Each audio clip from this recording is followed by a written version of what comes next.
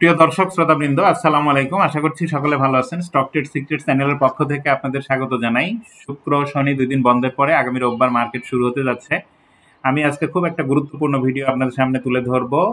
এখানে আলোচনা থাকবে হচ্ছে টেক্সটাইল সেক্টরের লো পেড স্টক, অর্থাৎ 30 কোটি পেড আপ ক্যাপিটালের কম যে স্টকগুলিতে আছে, অথবা 30 কোটি টাকা পেড আপ ক্যাপিটাল যে স্টকগুলি, সেগুলি প্রাইসগত দিক থেকে কেমন আছে, সেগুলির ফান্ডামেন্টাল দিকটা কেমন এবং কোন ক্যাটাগরির, এই বিষয়গুলি তুলে ধরবো এবং সেখান থেকে আপনারা চাইলে আপনাদের পছন্দের স্টক সিলেকশন করতে পারেন। আর একটা কথা বলে রাখি, আমার চ্যানেলে যারা কমেন্ট করেন, বিভিন্ন স্টক সম্বন্ধে জানতে চান, আমি সেখানে উত্তর দিয়ে থাকি, আপনারা সেখান থেকে দেখে নেবেন।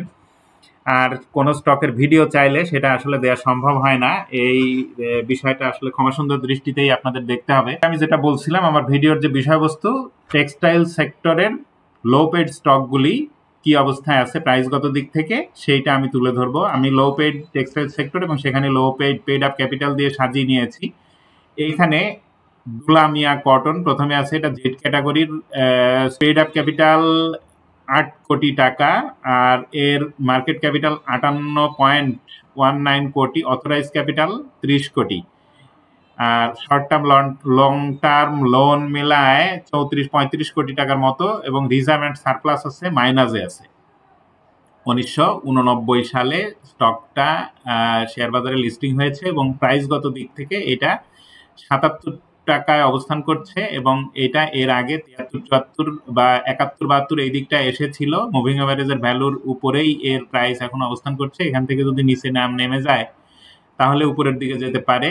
আর এরপরে দেশ গার্মেন্টস, এটা দেশ গার্মেন্টস বি ক্যাটাগরির স্টক, আর এইটার পেড আপ ক্যাপিটাল 8 কোটি টাকা, মার্কেট ক্যাপিটাল এইটার 62.16 কোটি টাকা, অথরাইজ ক্যাপিটাল 10 কোটি টাকা, লং টার্ম লোন আছে 13.1 কোটি টাকা, শর্ট টার্ম লোন 9.6 কোটি টাকা, রিজার্ভ অ্যান্ড সারপ্লাস আছে 7.1 কোটি টাকা। এই স্টকটা 1989 সালে লিস্টিং হয়েছে।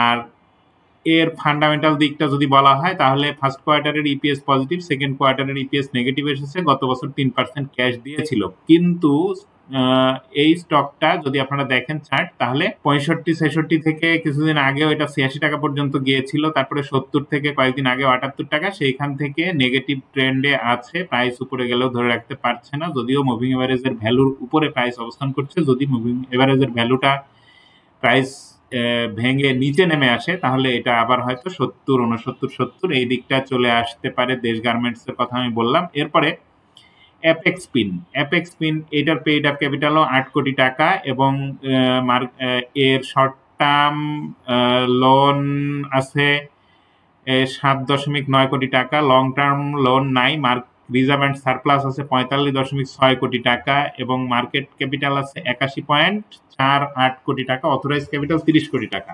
এই স্টকটা কিন্তু ভালো করারই কথা যদি এর ফান্ডামেন্টাল দিকটা আপনারা দেখেন। Apex Spinning and Knitting Mills Limited, এইটা গত বছরও কিন্তু 20% ক্যাশ দিয়েছিল। আর এবার ইপিএস গত দিক থেকে যদি বলা হয়, তাহলে ফার্স্ট কোয়ার্টার সেকেন্ড কোয়ার্টারের ইপিএস কিন্তু পজিটিভ, মানে 96 পয়সা ফার্স্ট কোয়ার্টারের আয়, সেকেন্ড কোয়ার্টারে আয় হচ্ছে 1 টাকা 4 পয়সা, আর গত বছর 24 সালে ছিল 3 টাকা 65 পয়সা। তাহলে 2 টাকা আয় করেই ফেলেছে 2 কোয়ার্টারে। তাহলে থার্ড কোয়ার্টার এবং ফোর্থ কোয়ার্টারে ভালো একটা ইপিএস আশা করছি যে যদি গেইন করতে পারে। অ্যাপেক্স পিনের প্রাইস তাহলে যেখানে আছে 97 টাকা, এই জায়গায় থাকবে না, এখান থেকে হয়তো উপরের দিকে যাওয়ার সম্ভাবনা আছে। সেক্ষেত্রে হয়তো 116, 17 বা 20 টাকা এদিকে যেতে পারে।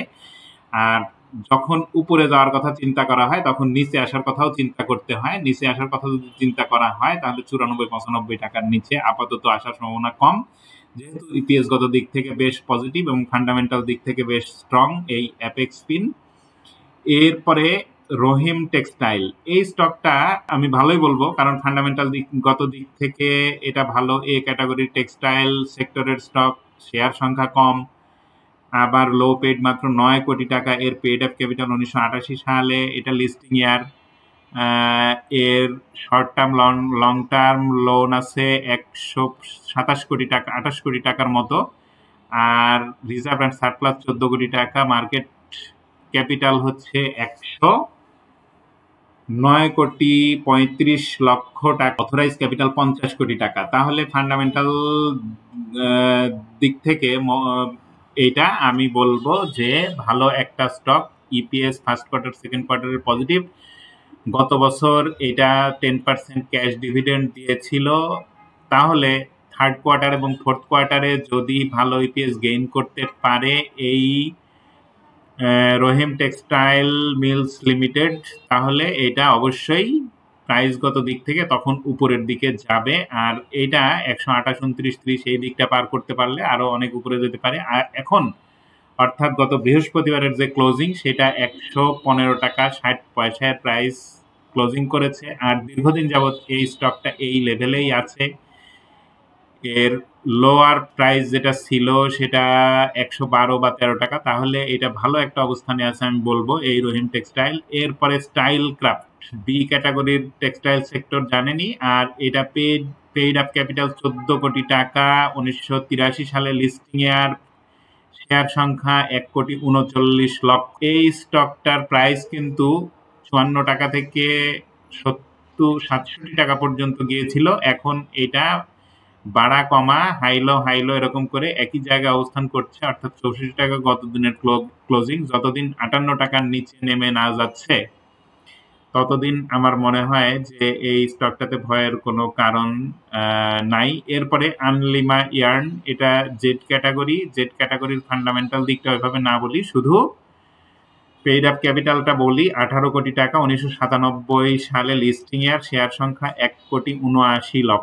তবে এই স্টকটা জেড ক্যাটাগরি হলেও এটা কিন্তু হাইলো করে একটা হায়ার হাই পজিশন মেনটেন করে যাচ্ছে। দীর্ঘদিনের প্রাইস হিস্ট্রি যদি দেখা যায় ডিসেম্বর থেকে বর্তমান সময় পর্যন্ত, ডিসেম্বরে 21 টাকা 20 টাকা এই দিকটায় ছিল। এখান থেকে আজকের প্রাইস 24 টাকা 50 পয়সায় ক্লোজিং হয়েছে। এখান থেকে যদি 23 টাকা 40 পয়সার নিচে নেমে না যায় তাহলে আমার মনে হয় যে চিন্তার কোনো কারণ নাই। এরপরে আলহাজ টেক্সটাইল, 22 কোটি টাকা পেইড আপ ক্যাপিটাল, লিস্টিং এর 1983 সাল। এইটার শেয়ার সংখ্যা 2,23,00,000 এবং ফান্ডামেন্টাল দিক থেকে যদি বলা হয় তাহলে এটা খুব একটা ভালো অবস্থানে। ইপিএস গত দিক থেকে আমি বলবো না, কারণ সেকেন্ড কোয়ার্টারের ইপিএস মাইনাস, সেটা কমাতে পারেনি গত বছরের থেকে, বরং 30 পয়সা নেগেটিভ এসেছে ইপিএস। তবে ফার্স্ট কোয়ার্টারের ইপিএস পজিটিভ ছিল 16 পয়সা। আর এটা বাড়তে হঠাৎ করে স্টকটা বড় ধরনের একটা কারেকশন দেখছি এবং সেদিন বড় একটা ভলিউমও হয়েছে, 9,09,00,000 টাকা লেনদেন হয়েছে এবং সেখান থেকে প্রাইসটা অনেক কমে এসেছে। এখন দেখার বিষয় যে এখানে প্রাইস ধরে রাখতে পারে কিনা। যদি ধরে রাখতে পারে প্রাইস তাহলে তো ভালো, আর যদি না ধরে রাখতে পারে তাহলে আবার ওই যেখান থেকে পজিটিভ হয়েছিল 120 টাকা লেভেলে চলে আসার একটা সম্ভাবনা তৈরি করেছে এই আলহাজ টেক্সটাইল। এরপরে সোনারগাঁ টেক্সটাইল, এই স্টকটা কিন্তু দীর্ঘদিন যাবৎ একটা আপট্রেন্ডের মধ্যে আছে। দীর্ঘদিন যদি আপনারা দেখেন তাহলে এটা 18 টাকা ছিল কিন্তু এই অক্টোবর মাসে 2024 সালে। তারপর থেকেই এই হায়ার হাই পজিশন মেনটেন করে এটা 51 টাকা 70 পয়সা পর্যন্ত গিয়েছিল। আজকে অর্থাৎ বৃহস্পতিবারে এর প্রাইসের যে ক্লোজিং সেটা 45 টাকা 80 পয়সা। আর এখানে একটা ভালো প্যাটার্ন ক্রিয়েট করেছে বুলিশ হারামি ক্রস। এটা এরকম হলে যদি এই স্টকটার প্রাইস যেখান থেকে পজিটিভ হলো অর্থাৎ 43 টাকা, এর নিচে যতদিন নেমে না আসবে ততদিন এটাতে আর কোনো প্রবলেম আমি মনে করি যে নাই। বুলিশ হারামি প্যাটার্নটা একটা খুবই শক্তিশালী বুলিশ প্যাটার্ন, এখান থেকে হয়তো উপরের দিকে যাওয়ার সম্ভাবনাটাই থাকবে। এরপরে এই সারটেক্স, এই স্টকটা কিন্তু যদি দীর্ঘদিনের প্রাইস হিস্ট্রি দেখা যায় এটা কিন্তু জেড ক্যাটাগরি থেকে আবার বি ক্যাটাগরিতে এসেছে।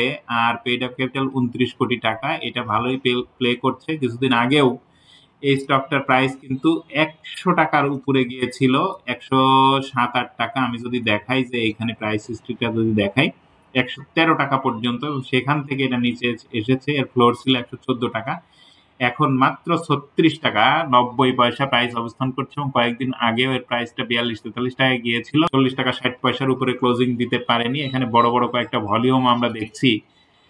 তাহলে এখান থেকে এই স্টকটা যদি অনেক বেশি নিচে নেমে না যায়, আর নিচে যাওয়ার সম্ভাবনাটাও খুব একটা আছে বলে আমার মনে হচ্ছে না। এইখানে 26 টাকা থেকে পজিটিভ হয়েছে জানুয়ারি মাস থেকেই, 26 টাকায় ছিল, সেখান থেকে 40 টাকা পর্যন্ত গিয়েছিল এবং এটা কিন্তু মুভিং এভারেজের ভ্যালুটাকে রেসপেক্ট করে করেই উপরে যাচ্ছে। যে কয়বার মুভিং এভারেজের ভ্যালু বরাবর এসেছে তার অনেক নিচে আসেনি ভেঙে।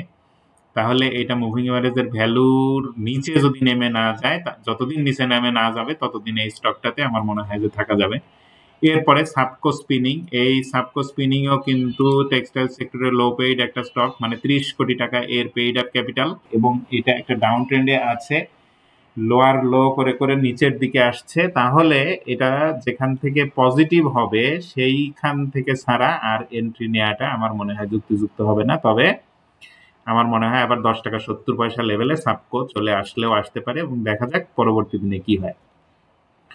এরপরে তমিজউদ্দিন টেক্সটাইল, এটাও কিন্তু 30 কোটি টাকা এর পেইড আপ ক্যাপিটাল এবং এই স্টকটা কিন্তু দীর্ঘদিন যাবৎ এখন যে জায়গায় 109 টাকা এই দিকটায় আছে এবং এর নিচে এসেছিল 99 টাকা। তাহলে এটা কেনার মতো একটা জায়গা আছে এবং এটা ডিভিডেন্ড হিস্ট্রি যদি দেখা হয় 2017 সাল থেকে 2024 সাল পর্যন্ত 20 সালে 20%-এর নিচে কখনো ডিভিডেন্ড এই তমিজউদ্দিন টেক্সটাইল দেয়নি। তাহলে এটা ফান্ডামেন্টাল দিক থেকে অনেক ভালো এবং বিনিয়োগকারীদের হতাশ করে না। নেট অ্যাসেট ভ্যালু কিন্তু 98 টাকা 81 পয়সা আর পিই রেশিও 19.75 এবং ইপিএস গত বছরে 6 টাকা 70 পয়সা ছিল এবং এবছর এ পর্যন্ত গেইন করেছে 4 টাকার মতো প্রায় গেইন করে ফেলেছে। তাহলে আর 2 টাকা লাস্ট কোয়ার্টারে যদি করতে পারে তাহলে তমিজউদ্দিন টেক্সটাইল হয়তো ভালো করতে পারবে। এরপরে মিথুন নিটিং, এটা ভালো ট্রেন্ডি একটা শেয়ার, যদিও এর পেইড আপ ক্যাপিটাল 32 কোটি টাকা কিন্তু শেয়ার সংখ্যা অনেক বেশি এবং এটা জেড ক্যাটাগরির। এটার ফান্ডামেন্টাল দিকটা আমি বলতে চাচ্ছি না সেভাবে, তবে এটা এসেছিল 10 টাকা, সেখান থেকে এখন 16 টাকায় অবস্থান করছে এবং এটা হায়ার হাই প্যাটার্ন মেনটেন করে করে উপরের দিকেই থাকছে। এরপরে প্রাইম টেক্সটাইলের পেইড আপ ক্যাপিটালও কিন্তু 38 কোটি টাকা। তাহলে এটা জেড ক্যাটাগরিতে গেছে। এটার ফান্ডামেন্টাল দিকটা আমি না বলি তাহলে এটা 12 টাকা থেকে এই Prime Textile Spinnings Mills Limited 14 টাকা 70 পয়সা প্রাইস অবস্থান করছে এবং একটা ডাউন ট্রেন্ডে আছে। একটু পজিটিভ হওয়ার আভাস দিয়েছে, যদি এখান থেকে পজিটিভ হতে পারে তাহলে তো ভালো, আর যদি পজিটিভ না হয় তাহলে আরো একটু নিচে হয়তো 1 টাকার মতো কমে যেতে পারে। এরপরে এআইএল, এই স্টকটার শেয়ার সংখ্যাও কিন্তু 4,87,00,000 এবং এটার পেইড আপ ক্যাপিটাল 49 কোটি টাকা। এ ক্যাটাগরির ভালো একটা স্টক আমি বলবো। গত বছর কিন্তু এটা 10% করে ক্যাশ এবং স্টক দিয়েছিল এবং ডিভিডেন্ড হিস্ট্রি যদি দেখা যায় তাহলে এটা 2016 থেকে বর্তমান সময় পর্যন্ত 10%-এর নিচে ডিভিডেন্ড দেয়নি এবং সর্বোচ্চ দিয়েছিল 35%। তাহলে এটা বিগ একটা স্ট্রং ফান্ডামেন্টাল ভিত্তির স্টক এবং পেইড আপ ক্যাপিটাল বললাম 49 কোটি টাকা এবং প্রাইসগত দিক থেকে এটা একটা ডাউন ট্রেন্ডের মধ্যে আছে। এর আগে এটা পজিটিভ হয়েছিল যে জায়গায়, সে জায়গায় প্রায় প্রাইস অবস্থান করছে। এর আগে যদি আমি বলি 67 টাকা থেকে সেদিন 71 টাকায় ক্লোজ করেছিল, হঠাৎ করে প্রাইসটা অনেক ফল করেছিল। কিন্তু যদি এর যে ট্রেন্ড বা এর যে প্রাইসের উঠানামা সেদিকটা যদি দেখি তাহলে এটা 72-73 টাকার নিচে দীর্ঘদিন যাবৎ আসেনি, এখন 74 টাকায় আছে। তাহলে এটা কেনার মতো একটা অবস্থানে আছে আমি বলবো। ধন্যবাদ সবাইকে ভিডিওটা দেখার জন্য। যদি ভালো লাগে তাহলে লাইক দিতে পারেন, শেয়ার করতে পারেন এবং কমেন্ট করে জানাতে পারেন আপনার ভালো লাগা মন্দ লাগা। আর নতুন ভিডিও সবার আগে পেতে চাইলে চ্যানেলটা সাবস্ক্রাইব করতে হবে। ধন্যবাদ সবাইকে, ভালো থাকবেন।